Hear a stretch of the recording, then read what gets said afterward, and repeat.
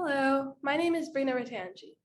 For the Undergraduate Writing Symposium, I submitted my final term paper for Professor Kirsty Clark's Special Topics course on LGBTQ health disparities in the Medicine, Health, and Society department. We were given a choice of either identifying an LGBTQ health inequality and brainstorming a realistic way to address it in a journal-style article, or reading an LGBTQ memoir and applying the topics we learned in class to the individual's identity and experiences. I chose the latter, specifically with Samra Habib's memoir, We Have Always Been Here, because I felt that the lenses of intersectionality and minority stress theory were especially applicable to Habib's life. This is because she endured discrimination that accompanies being queer, a woman of color, and an Ahmadi Muslim religious minority, both in Pakistan and Canada, and then had these stresses compounded by her refugee status, financial insecurity, and other social determinants of health. What especially stood out to me about Habib's work is that it was written by a queer woman originally from South Asia, whereas most of the work we analyzed in class was written by white or Black gay men and exclusively focused on the United States. So I thought it would be interesting to examine this new voice and see how her experiences aligned or differed with those we already discussed in class. And this piece in particular was memorable because of the unique prompt. I've written analytical essays before, and I've written reflections on books before, but I've never had to coalesce the two. And this piece required that delicate balance of reading and understanding Habib's message, but also reviewing and condensing my course material into themes that I could then apply to her memoir. And I think that the biggest challenge in the writing process was actually this organization. And how to convey the connection between a semester's worth of course topics and the memoir, because there are so many different facets of Habib's memoir that could be analyzed, and you can go into so much depth even with just a single concept from class, such as intersectionality.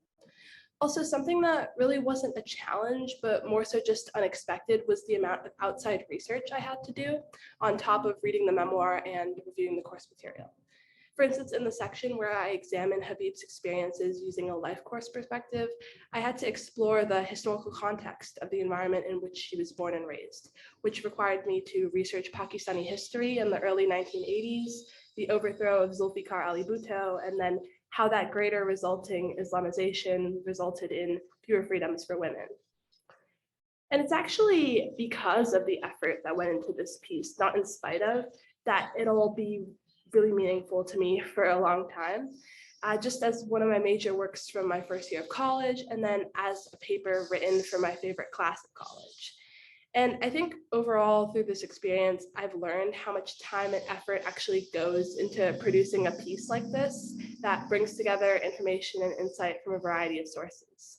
I also gained a better understanding of the writing process in that bursts of inspiration and energy will come and go, but it's up to me as a writer to seize those moments, to actually put my thoughts on paper, but then also to give it some time afterwards to revisit the work and make sure that it accurately reflects the message I was trying to convey.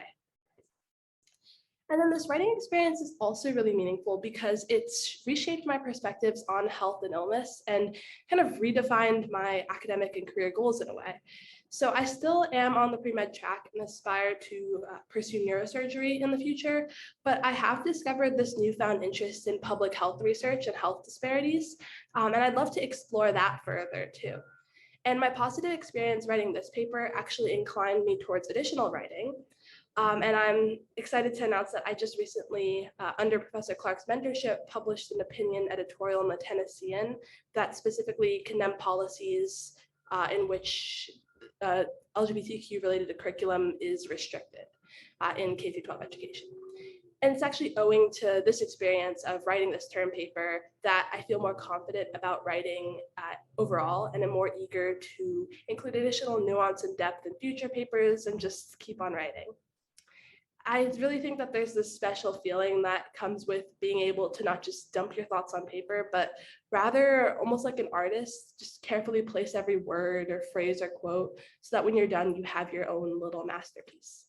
And obviously not every work will turn out that way, but I think it's this endless striving towards that masterpiece, which makes you a stronger writer and just keeps the overall process enriching and engaging. Thank you very much.